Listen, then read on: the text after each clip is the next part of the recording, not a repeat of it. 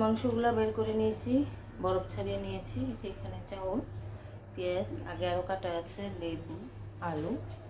তো আমি এগুলো সব রেডি করতেছি, যেহেতু বিকেলের রান্না আমি আস্তে আস্তে সব রেডি করতেছি। মানে সব কিছু এখন রেডি করে নিছি।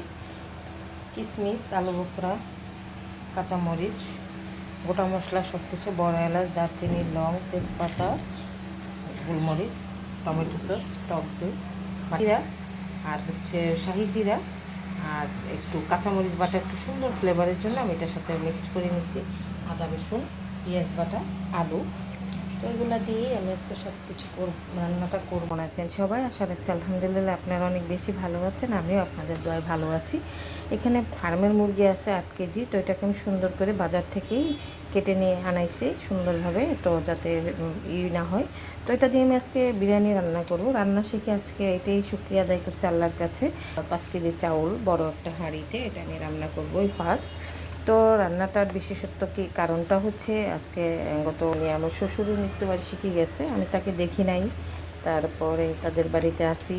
তো এই রান্নাটা শিখে আমি আজকে এটাই গর্ববোধ করছি যে আমি আজকে তার মৃত্যুবার্ষিকীতে কিছু মেহমানদেরকে রান্না করে খাওয়াবো। এটাই আমি আল্লাহর কাছে লাখ লাখ শুকরিয়া।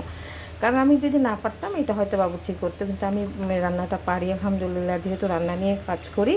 তো এই কারণে এটা আর কি আমি আজকে সাহস নিয়ে শুরু করছি। তো দেখতে থাকুন রান্নাটা আমি কীভাবে করি। দোয়া করবেন সবাই যেন সুন্দর হয়, মেহমানেরা যেন খেয়ে খুশি হয় বা ওনার জন্য দোয়া করে। তো ওনার জন্য সবাই দোয়া করবেন, উনি কবরে যেন ভালো থাকে। মাংসগুলো আমি হাঁড়িতে দিয়ে দিচ্ছি। তো আমি আজকে এটা হাতে মাখাবো, ম্যারিনেট করে রাখবো এখন 20 মিনিট, তারপর আমি এটা চুলা বসাই দিব। তো এখানে মাংসটা আর হচ্ছে আলুগুলো আমি একসাথে দিয়ে দিচ্ছি, যেহেতু ফার্মের মুরগি বেশিক্ষণ লাগবে না। তো এইভাবেই আমি একসাথে দিয়ে দিচ্ছি, দিয়ে এটাকে আমি এখন মাখায় রাখবো। কিন্তু প্রথমে দিয়ে দিচ্ছি এখানে প্রায় 2 কেজি পেঁয়াজ দিয়েছি, পরে পেঁয়াজ বাটা দিচ্ছি, টক দই 1 বাটি পুরাটাই দিয়েছি, সমস্ত মশলাগুলো দিয়ে দিচ্ছি, আদা রসুন পেস্ট দিয়ে দিচ্ছি, দিয়ে দিচ্ছি কিছু কাঁচামরিচ, বাদাম বাটা, একটু জিরা, শাহি জিরা দিয়ে দিচ্ছি, দিয়ে দিচ্ছি টমেটো, আমি দিয়ে দিব লবণ পরিমাণ মতো, লাগলে পরে 1.5 কেজি মতো তেল দিয়ে দিচ্ছি। তো মশলাগুলো সব দেওয়া শেষ, এটাকে আমি এখন সুন্দরভাবে মাখায় নিব। আজকে আমার কেউ নাই, হেল্পিং হ্যান্ডও এখন আসে নাই। যেহেতু ওটা রাতের রান্না, অলরেডি 2টা বেজে গেছে, তাই আমি নিজেই আজকে সব করে নিচ্ছি। আরেকটু জিনিস আমি দিব, আমি তৈরি করে নিই।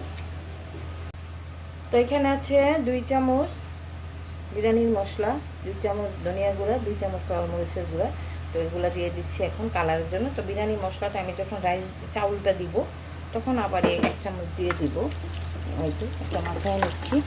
এই লাল মরিচটা দিলে কালারটা অনেক সুন্দর হয় মাশাআল্লাহ।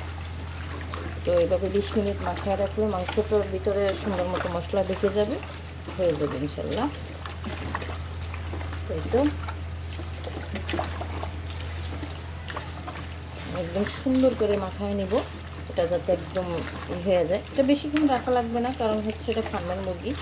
যদি গরুর মাংস হইতো বা হার্ড চিকেনটা হইতো তাহলে আরও এই করা লাগতো, মাথায় রাখা লাগতো।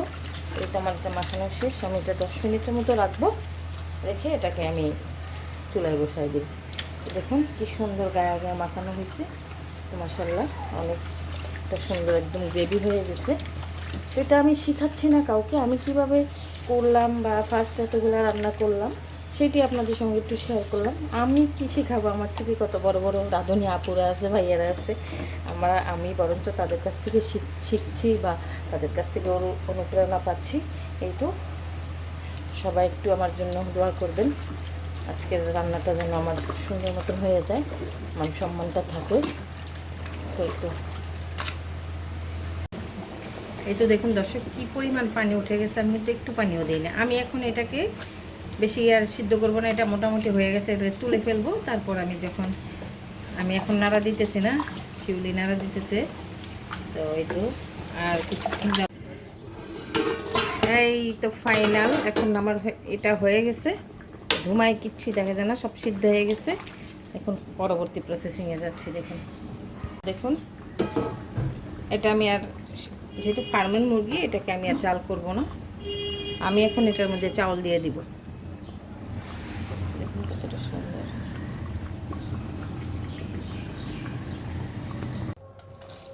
চাউলটা দিয়ে নিচ্ছি, দিয়ে এটাকে আমি কমাবো না, এটার মধ্যে আমি এখন চাউল দিয়ে দিচ্ছি। বিসমিল্লাহ বলে, বিসমিল্লাহির রহমানির রহিম।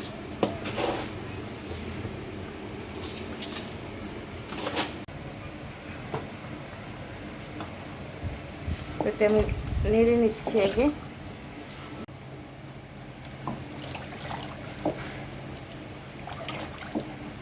দিয়ে দিছি,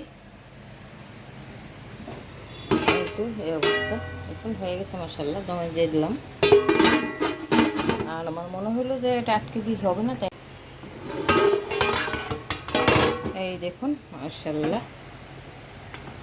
এই তো ফুল কমপ্লিট মাশাআল্লাহ। দেখুন এখন পরিশেষে দিয়ে দিচ্ছি ঘি। ঘিয়ের পরিমাণটা একটু বেশিই দিব। এখন এটা দিয়ে দিচ্ছি বেরেস্তা। এই নেই, মানে এটা কোনো রেসিপি না, আমি আমার মতো মশলা দিয়ে এটাকে আমি রান্না করেছি। তো কেমন লাগলো আপনাদের? এখানে হচ্ছে টোটাল 8 কেজি আর 5 কেজি 13 কেজির বিরিয়ানি এই হাঁড়িতে নিয়ে নিছে। তো ওইখানে আমি 2.5 কেজির মতো তেল দিয়েছি, 3 কেজির মতো পেঁয়াজ দিয়েছি, এইভাবে দিয়ে তো রান্না করছি। তো রান্নাটা এখন কমপ্লিট মাশাআল্লাহ, সব হয়ে গেছে।